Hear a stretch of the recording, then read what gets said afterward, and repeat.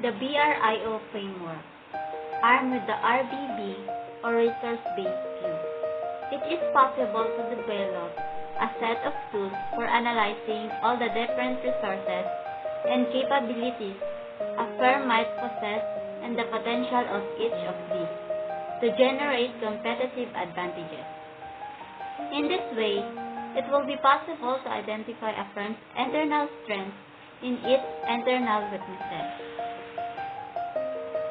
Acronym of BRIO. In BRIO framework, it stands for 4 questions. First, the question of value. Second, the question of rarity. Third, the question of immutability. And the last is the question of organization. These 4 questions are summarized in Table 3.1.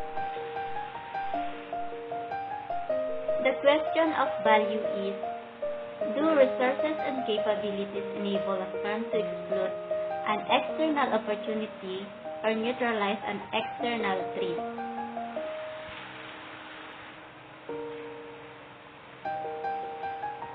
If a firm answers these questions with a yes, then its resources and capabilities are valuable and can be considered strengths.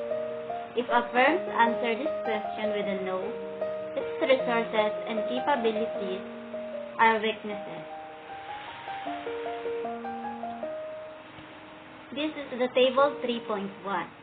The questions needed to conduct a resource-based analysis of a firm's internal strengths and weaknesses. First, the question of value. Does a resource enable a firm to exploit an environmental opportunity and or neutralize an environmental threat? Second, the question of rarity. Is a resource currently controlled by only a small number of competing firms? Third, the question of immutability.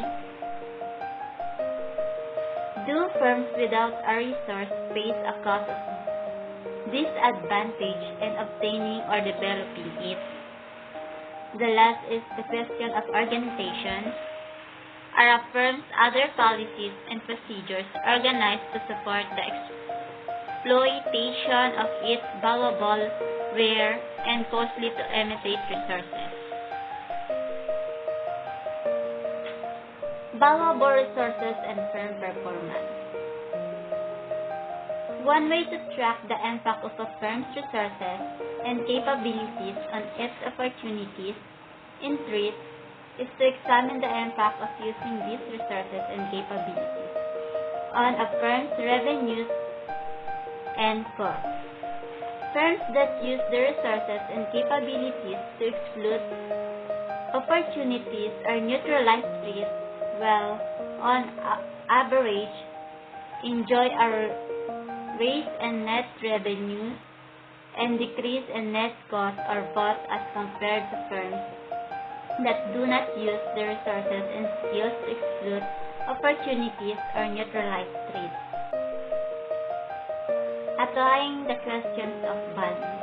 For many firms, the answer to the question of value has been yes.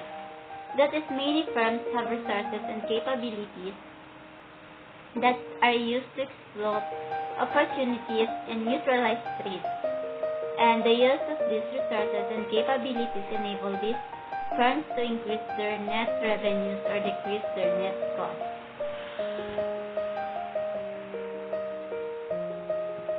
Unfortunately, for other firms, the answer to the question of value appears to be no.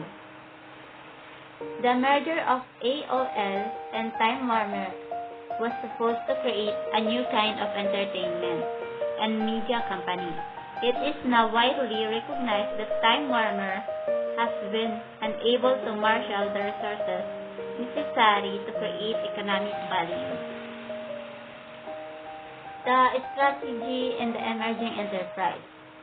Entrepreneurial firms, like all other firms, must be able to answer yes to the question of value. That is, decisions by entrepreneurs to organize a firm to exploit an opportunity must increase revenues or reduce costs beyond what would be the best case if they did not choose to organize a firm to exploit an opportunity.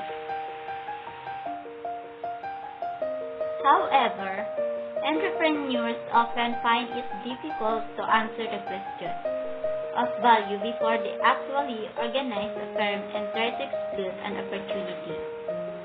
This is because the impact of exploiting an opportunity on a firm's revenues and costs often cannot be known with certainty before that opportunity is exploited. Some authors argue that writing a business plan is likely to be helpful for entrepreneurs because it forces them to be explicit about their assumptions, exposes those assumptions to others for critique and analysis, and helps entrepreneurs focus their efforts on building a new organization and exploiting an opportunity. Are business plans good for entrepreneurs? Yes, a business plan is a very important and strategic tool for entrepreneurs. A good business plan not only helps entrepreneurs focus on the specific steps necessary for them to make business ideas succeed, but it also helps them to achieve short-term and long-term objectives. Using value chain analysis to identify potentially valuable resources and capabilities. One way to identify potentially valuable resources and capabilities controlled by a firm is to study the firm's value chain. First, what is value chain? It's the set of business activities in which it engaged to develop, produce, and market its products or services. Each step in a firm's value chain requires the application and integration of different resources and capabilities, because different firms may make different choices about which value chain activities they will engage, and they can end up developing different sets of resources and capabilities.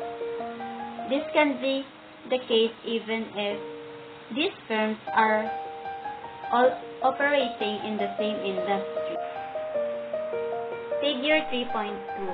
A simplified value chain of activities of oil-based refined products such as gasoline and motor oil.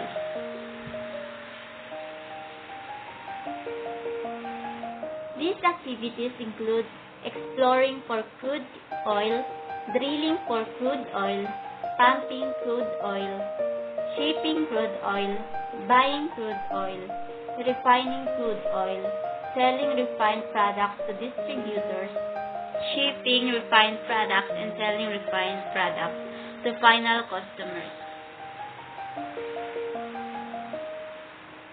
Different firms may make different choices about which of these stages in the oil industry they want to operate. Thus, the firms in the oil industry may have very different resources and capabilities. For example, exploring the crude oil is very expensive and requires substantial financial resources. It also requires access to land or physical resources. The application of substantial scientific and technical knowledge or individual resources and an organizational commitment to risk-taking in exploration or organizational resources. However, even firms that operate in the same set of value chain activities in an industry may approach these activities very differently and therefore may develop very different resources and capabilities associated with these activities. And for example, two firms may sell refined oil products to final customers.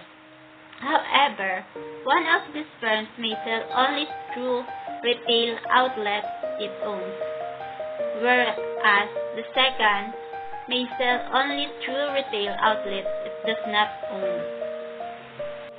The first firm's financial and physical resources are likely to very different from the second firm, although these two firms may have similar individual and organizational resources. In studying a firm's value chain forces us to think about firm resources and capabilities in this aggregated way. Although it's possible to characterize a firm resources and capabilities more broadly, it is usually more helpful to think about how each of the activities a firm engages in affects its financial, physical, individual, and organizational resources. This is the figure 3.3, the generic value chain developed by McKinsey and Company.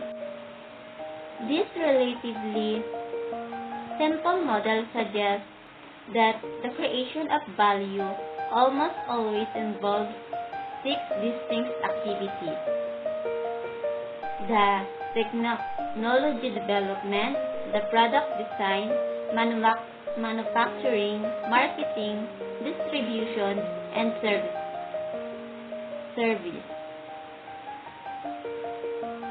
Firms can develop distinctive capabilities in any one or any combination of these activities.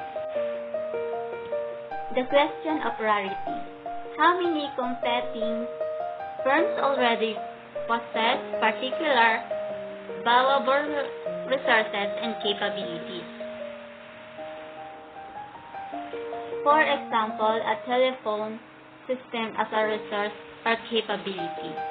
Because telephone systems are widely available and because virtually all organizations have access to telephone systems. These systems are not rare and thus are not a source of competitive advantage.